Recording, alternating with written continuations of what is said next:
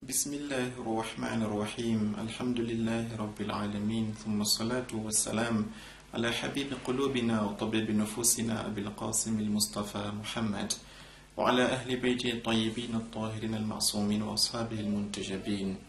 Assalamu alaikum wa rahmatullahi ta'ala wa barakatuhu.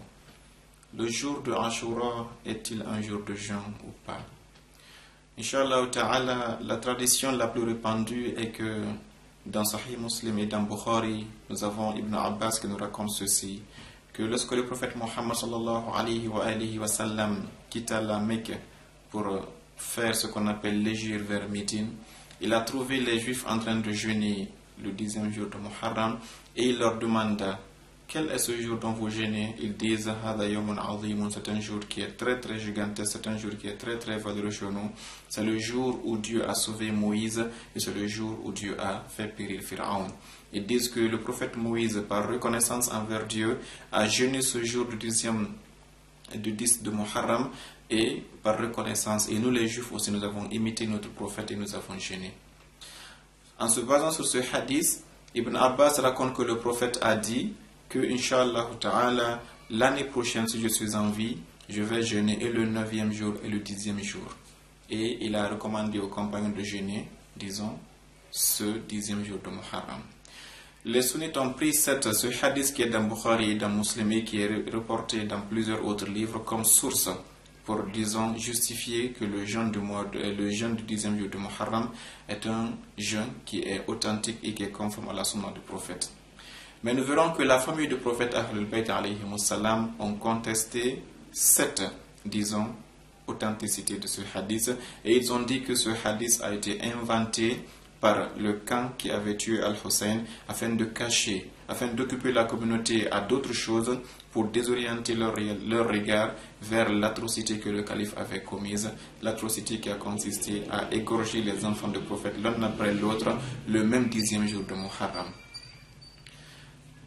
Pour des raisons que nous allons citer. La première est que ce hadith que nous avons vu, que nous venons de lire ici, examinez-le très bien. Il dit que le prophète, une fois qu'il est arrivé à Médine, il a vu les Juifs jeûner et il leur a dit: Inch'Allah ta'ala, l'année prochaine je vais jeûner. Nous disons que ce hadith qui montre que le prophète a jeûné durant le Muharram en se basant sur ce que les Juifs ont fait est un hadith qui ne tient pas. Pourquoi? D'abord, le prophète ne prend pas sa religion de quelqu'un. Tout ce que le prophète fait, il le prend de la part de Dieu. Et c'est Dieu qui dans le Saint-Coran dit: Bismillahirrahmanirrahim, in attabi'u illa ma yuha ilayya. Le prophète dit: je ne ferai et je ne suivrai que ce qui m'a été révélé. Or, ce qu'il a vu avec les Juifs, ce n'est pas une révélation. Deuxièmement, ces Juifs qui sont là, le Coran n'a cessé de les critiquer et de les accuser d'avoir falsifié quoi? La Torah et l'Évangile.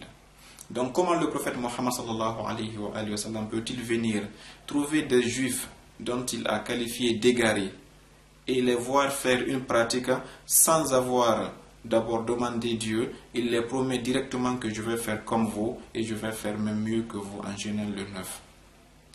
Troisièmement, quand on regarde un autre hadith rapporté par Aïcha, elle dit que le prophète savait que ce jour était un jour de jeûne avant sa venue à Médine. Donc entre le hadith de Ibn Abbas qui dit que le prophète ne savait pas qu'est-ce que c'est que ce jour, car il a dit c'est quoi ce jour, ça veut dire qu'il ne connaissait pas que c'était un jour de jeûne. Et le hadith de Aïcha qui dit que le prophète jeûnait ce jour depuis qu'il était à la Mecque, car il avait vu les mécréants, les païens, les mouchrikines jeûner ce mois, parce qu'à la Mecque, quand le 10 de Muharram arrivait, ils habillaient la Kaaba en turban noir et c'était un jour de jeûne pour les mécréants. Donc le prophète Aïcha dit que le prophète jeûnait ce jour depuis qu'il était à la Mecque. Et Ibn Abbas dit qu'il a jeûné après être parti à Médine.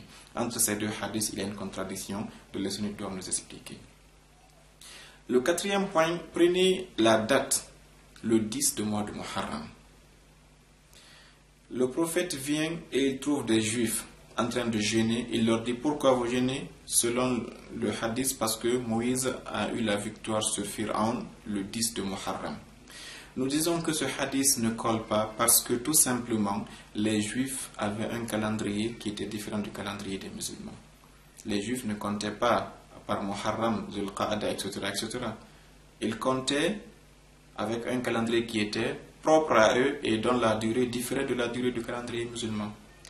En guise d'exemple, si vous prenez le 24 décembre que les chrétiens utilisent comme étant la date de la naissance de Christ, si ce 24 décembre 2016 par exemple était tombé sur le 10 Muharram, un exemple, est-ce que le 24 décembre 2017 va tomber sur le 10 de Muharram?